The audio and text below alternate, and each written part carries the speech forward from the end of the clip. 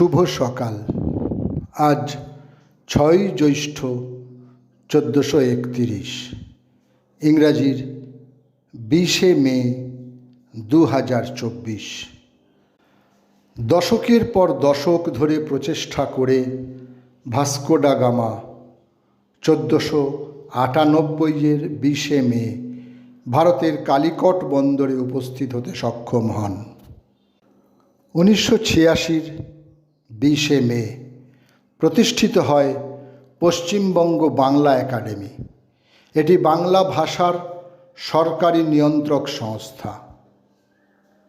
উসমানীয় সাম্রাজ্যের মক্কায়, বর্তমান সৌদি আরবে 20শে মে 1885 জন্মগ্রহণ করেন প্রথম ফয়সাল, যিনি ছিলেন বৃহত্তর সিরিয়ার স্বল্প সময়ের জন্য বাদশাহ।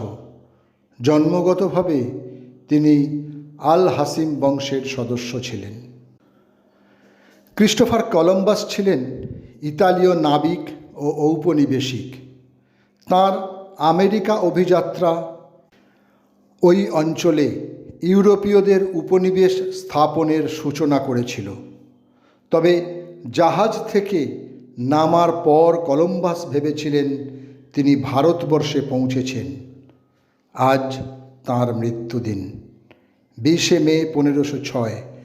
54 বছর বয়সে বর্তমান স্পেনে তিনি প্রয়াত হন। কলকাতার কলুটোলার বাসিন্দা বিখ্যাত ব্যবসায়ী, সমাজসেবী ও দানবীর মতিলাল শীল। আজ তাঁর মৃত্যুদিন, সময়টা 1854।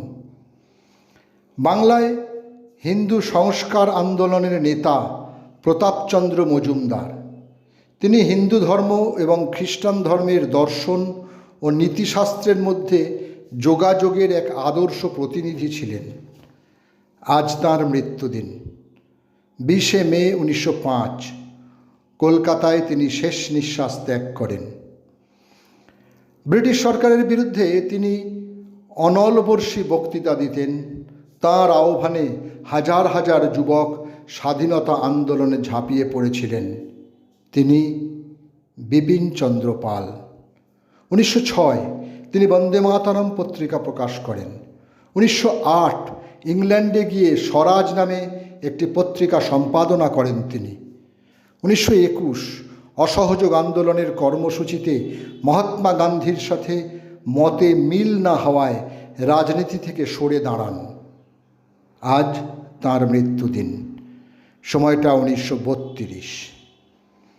ভারতীয় বাঙালি কবি, প্রবন্ধকার ও শিশু সাহিত্যিক প্যারীমোহন সেনগুপ্তের আজ মৃত্যুদিন 20শে মে 1947। 54 বছর বয়সে কলকাতায় তিনি শেষ নিঃশ্বাস ত্যাগ করেন।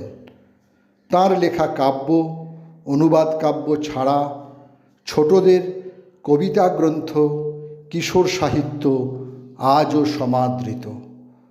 তাঁর রচিত ভীষ্ম নামক ইংরাজি গ্রন্থ একসময় পাটনা বিশ্ববিদ্যালয়ের প্রবেশিকা পরীক্ষায় পাঠ্যপুস্তক হিসেবে গৃহীত হয়েছিল।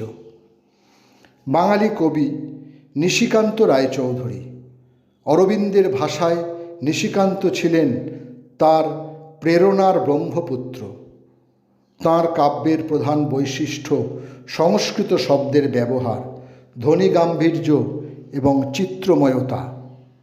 আজ কবির মৃত্যুদিন 1973 20শে মে পণ্ডিচেরিতে তিনি প্রয়াত হন। সকলকেই আমার আনত প্রণাম।